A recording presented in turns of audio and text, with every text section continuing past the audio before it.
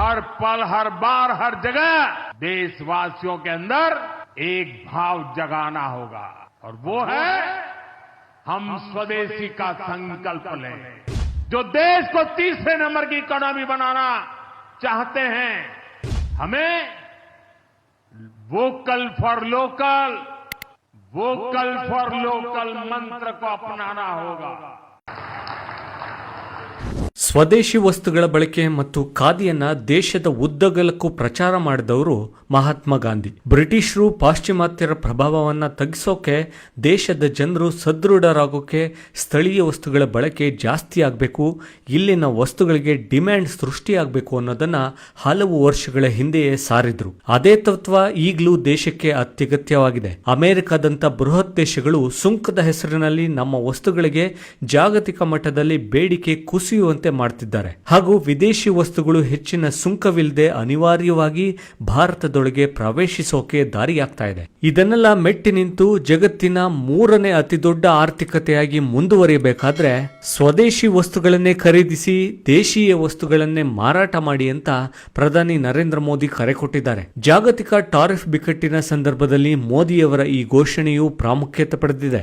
जो देश को तीसरे नंबर की इकोनॉमी बनाना चाहते हैं, ऐसा कोई भी राजनीतिक दल हो, कोई भी राजनेता हो, उसने अपने संकोच को छोड़ करके देश हित में हर पल, हर बार, हर जगह देशवासियों के अंदर एक भाव जगाना होगा और वो है हम स्वदेशी का संकल्प लें.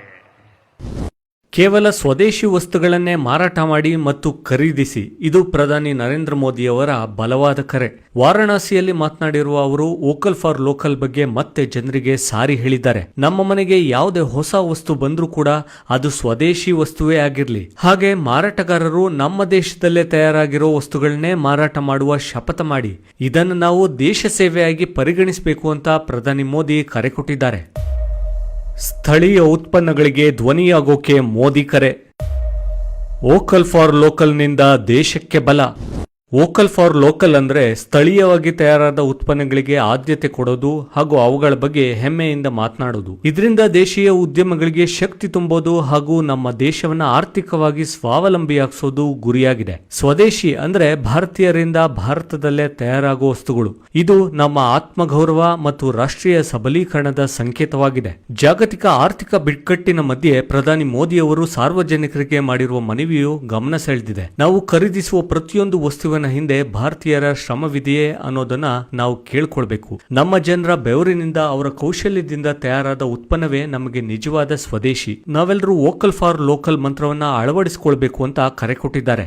भारत के लोगों के कौशल्य से बनी है, भारत के लोगों के पसीने से बनी है, हमारे लिए वह स्वदेशी है. हमें वोकल फॉर लोकल मंत्र को अपनाना होगा. हम संकल्प लें कि हम मेक इन इंडिया प्रोडक्ट्स को ही बढ़ावा देंगे. हमारे घर में जो कुछ भी नया सामान आएगा, मैं नए सामान की बात कर रहा हूं, हमारे घर में जो भी नया सामान आएगा वो स्वदेशी ही होगा. ये जिम्मेदारी हर देशवासी को लेनी होगी. और मैं आज मेरे व्यापार जगत के भाई बहनों से विशेष आग्रह करना चाहता हूं. मैं मेरे दुकानदार भाई बहनों से आग्रह करना चाहता हूं, जब दुनिया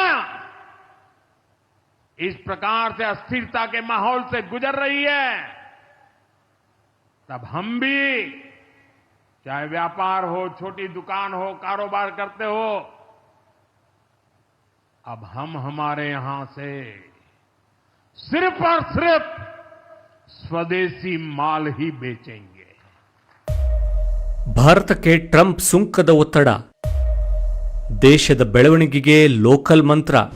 ಅಮೆರಿಕ ಅಧ್ಯಕ್ಷ ಡೊನಾಲ್ಡ್ ಟ್ರಂಪ್ ಭಾರತದಿಂದ ಆಮದಾಗುವ ವಸ್ತುಗಳ ಮೇಲೆ 25% ಸುಂಕವನ್ನ ವಿಧಿಸಿದ್ದಾರೆ. ಭಾರತವು ರಷ್ಯಾದಿಂದ ತೈಲ ಮತ್ತು ಶಸ್ತ್ರಾಸ್ತ್ರಗಳನ್ನು ಖರೀದಿ ಮಾಡ್ತಿರೋದಕ್ಕೆ ಟ್ರಂಪ್ ಸುಂಕ ಹಾಕಿದ್ದಾರೆ. ಈ ನಿರ್ಧಾರವು ಭಾರತದ ತಯಾರಕರು ಮತ್ತು ರಫ್ತುದಾರರಿಗೆ ದೊಡ್ಡ ಹೊಡೆತ ನೀಡಲಿದೆ. ಟ್ರಂಪ್ ನಿರ್ಧಾರದ ಬಗ್ಗೆ ಭಾರತದಲ್ಲಿ ತೀವ್ರ ರಾಜಕೀಯ ಪ್ರತಿಕ್ರಿಯೆಗಳು ವ್ಯಕ್ತವಾಗ್ತಿವೆ. ವಿರೋಧ ಪಕ್ಷಗಳು ಇದು ಸರ್ಕಾರದ ರಾಜತಾಂತ್ರಿಕ ವೈಫಲ್ಯ ಅಂತ ಟೀಕೆ ಮಾಡ್ತಿವೆ. ಆದರೆ ಮೋದಿ ಸರ್ಕಾರವು ತಕ್ಷಣವೇ ಪ್ರತೀಕಾರದ ಕ್ರಮಕ್ಕೆ ಮುಂದಾಗಿಲ್ಲ. ಬದಲಾಗಿ ಆರ್ಥಿಕ ಸ್ವಾವಲಂಬನೆಯ ಮೂಲಕ ಈ ಸವಾಲನ್ನು ಎದುರಿಸುವ ಹೆಜ್ಜೆ ಮುಂದಿಟ್ಟಿದೆ. ಅಂದ್ರೆ ಬೇರೆ ದೇಶಗಳ ಮೇಲಿನ ಅವಲಂಬನೆಯನ್ನ ಕಡಿಮೆ ಮಾಡಿ ನಮ್ಮ ದೇಶದೊಳಗೆ ಆರ್ಥಿಕ ಶಕ್ತಿಯನ್ನ ಹೆಚ್ಚಿಸೋದು ಈಗಿನ ಗುರಿಯಾಗಿದೆ. ಸ್ಥಳೀಯ ವಸ್ತುಗಳಿಗೆ ಬೇಡಿಕೆ ಹೆಚ್ಚಾದಂತೆ ನಮ್ಮ ರೈತರು, ಸಣ್ಣ ತಯಾರಕರು ಹಾಗೂ ಕುಶಲಕರ್ಮಿಗಳ ಕೈಗೆ ಹೆಚ್ಚು ಹಣ ಸಿಗುತ್ತೆ. ಇದರಿಂದ ಕೋಟ್ಯಂತರ ಉದ್ಯೋಗಗಳು ಸೃಷ್ಟಿಯಾಗ್ತವೆ. ಅಷ್ಟೇ ಅಲ್ಲ, ಹಬ್ಬ ಹರಿದಿನಗಳಲ್ಲಿ ಸ್ಥಳೀಯ ವ್ಯಾಪಾರ ಹೆಚ್ಚಾಗಬೇಕಿದೆ. ಮೊದಲು ಲೋಕಲ್ಗೆ ವೋಕಲ್ ಆಗಿ, ನಂತರ